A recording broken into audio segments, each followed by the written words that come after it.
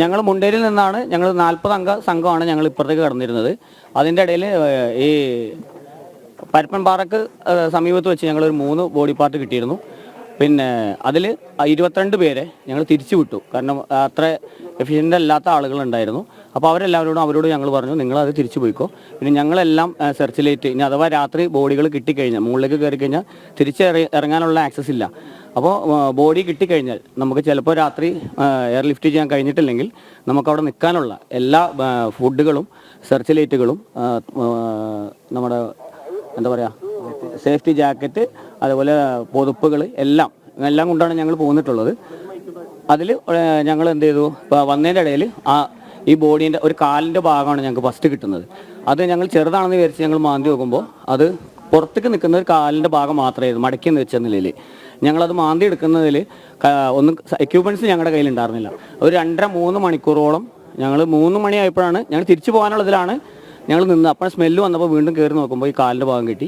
പിന്നെ ഞങ്ങൾ വടികളെല്ലാം വെട്ടിയിട്ടാണ് ഇത് മാന്തിയത്. അപ്പോൾ പാറേൻ്റെ ഉള്ളിലേക്ക് തല താഴേക്കായിട്ട് ആണ് കിടന്നിരുന്നത്. അതിൻ്റെ മുകളിലൊരു വലിയൊരു മരവും വന്ന് അടഞ്ഞിട്ട് അതിൻ്റെ മുകളിൽ കൂടി മണൽ വന്ന് കിടക്കുകയായിരുന്നു. അപ്പോൾ ഇതെല്ലാം മാറ്റൽ ഭയങ്കര റിസ്ക് ആയിരുന്നു. 3-3.5 മണിക്കൂറോളം ഞങ്ങൾ ഇതെല്ലാം മാറ്റിയിട്ടാണ് ഞങ്ങൾ എടുത്തത്. ഉടനെ തന്നെ ഞങ്ങൾ നിലമ്പൂർ ഞങ്ങളുടെ ടീം ലീഡേഴ്സിനെയും അവിടുത്തെ എസ് എല്ലാവരും അറിയിച്ചു. അവർ എയർ ലിഫ്റ്റിങ്ങിനുള്ള ഇത് നോക്കട്ടെ എന്ന് അറിയിച്ചു. പക്ഷേ സന്ധ്യ ആയതോടുകൂടി അത് നടക്കാൻ കഴിയാത്തതുകൊണ്ട് ഞങ്ങളോട് ചോദിച്ചു നിങ്ങൾക്ക് സേഫായിട്ട് അവിടെ നിൽക്കാൻ പറ്റുമെന്ന് ചോദിച്ചു. ഞങ്ങൾ സേഫാണ്, ഞങ്ങളുടെ ആരും പരിക്കോ അല്ലെങ്കിൽ അതിനുള്ള എല്ലാ ഫുഡുകളും എല്ലാ സാധനങ്ങളും ഞങ്ങൾ കോൺഫിഡൻ്റ് ആണ് എന്നറിയിച്ചപ്പോൾ ഞങ്ങളോട് സേഫായിട്ട് നിൽക്കണം എന്ന് അറിയിച്ചു. പിന്നെ ബോഡി അവിടെ ഇട്ട് പോരാൻ പറ്റാത്തതുകൊണ്ട് ബോഡിയുടെ അടുത്തോട്ട് പാറേൻ്റെ മുകളിൽ ഞങ്ങളെല്ലാവരും കിടന്നുറങ്ങി. ഈ രണ്ടാൾ അതിന് ഗാർഡായിട്ട് നിന്നിട്ട് ആണ് ഞങ്ങൾ മെയിലാണ് സർ. പിന്നെ രാത്രി ഇപ്പോൾ ഒരു 8:30 കൂടിയിട്ട് എയർ ലിഫ്റ്റിംഗ് നടന്നു. രണ്ടാമത് ഞങ്ങൾക്ക് അതിനുള്ള ഫുഡുകളും രാവിലത്തേക്കുള്ള ഫുഡുകളും എത്തിച്ചു തന്ന് അവർ എയർ ലിഫ്റ്റ് ചെയ്തു. അതിനുശേഷം ഇവിടുന്ന് വയനാട് നിന്നും നിലമ്പൂരിൽ നിന്നും ഉള്ള ഞങ്ങൾക്ക് നിർദ്ദേശം തന്നു. SOGൻ്റെ ടീം അങ്ങോട്ട് വരുന്നുണ്ട്, തണ്ടർ ബോൾട്ട് വരുന്നുണ്ട്, അവരുടെ ഒപ്പം മൂവ് ചെയ്താൽ മതി.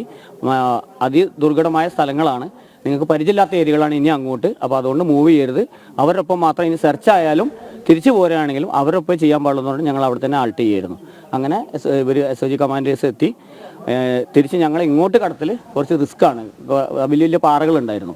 അപ്പോൾ ഇവർ കത്തിയെടുത്തിട്ട് ഞങ്ങൾ മുള വെട്ടി ഇവരൊക്കെ കൂടി പാലുണ്ടാക്കിയിട്ട് ഞങ്ങൾ അതിലെ റോപ്പ് വഴിയാണ് ഇങ്ങോട്ട് ഇക്കരത്തെ കടന്നത്. പിന്നെ തിരിച്ച് കംപ്ലീറ്റ് എല്ലാം ചെങ്കുത്തായ മലകളായിരുന്നു, കയറി വരാൻ കുറച്ച് ബുദ്ധിമുട്ടുണ്ടായി. കമ്മ്യൂണിക്കേഷൻ കൃത്യമായി നടന്നില്ല. കമ്മ്യൂണിക്കേഷൻ അവിടെ ചില ഏരിയകളിൽ നമുക്ക് റേഞ്ച് ഉണ്ടായിരുന്നു, വാക്കി ടോക്കികൾക്ക് റേഞ്ച് കുറവായിരുന്നു.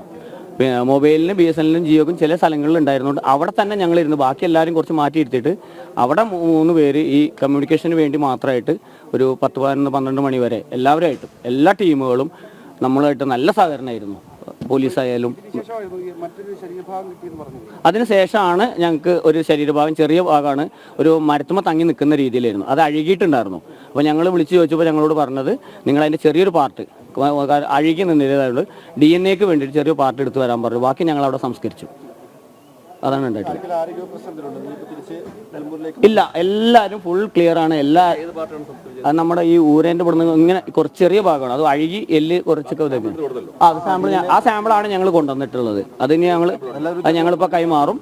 അത് കഴിഞ്ഞ് ഞങ്ങൾ തിരിച്ചു. ഞങ്ങൾക്ക് ആർക്കും ആരോഗ്യ പ്രശ്നങ്ങളോ ഒന്നുമില്ല. ഇടയ്ക്ക് ഞങ്ങൾ ഫോറസ്റ്റിൻ്റെ ഒക്കെ ഒപ്പം ആനേനെ ഓടിക്കാനും മറ്റുള്ള നിലമ്പൂർ കാടുകളിലും ഒക്കെ കയറിയിട്ടുള്ള ട്രെയിൻഡ് ആയിട്ടുള്ള ടീമുകൾ തന്നെയാണ്. അപ്പോൾ അതിനനുസരിച്ചുള്ള എക്യുപ്മെൻറ്റ്സ് ഒക്കെ കൊണ്ടാണ് ഞങ്ങൾ പോന്നിട്ടുള്ളത്. ഞങ്ങൾ തിരികെ നിലമ്പൂർക്ക് പോകണം. ഞങ്ങളുടെ വാഹനങ്ങൾ എത്തിയിട്ടുണ്ട് ഞങ്ങൾക്ക് പോകാനായിട്ട്. അല്ല, ഇപ്പോൾ നമ്മൾ തിരിച്ച് കൊണ്ടുപോയി മേപ്പാടി പോയതിനു ശേഷം പിന്നെ അവർ തിരിച്ച് ബാക്കി റിലീസ് ചെയ്യാനുള്ളതാണ്.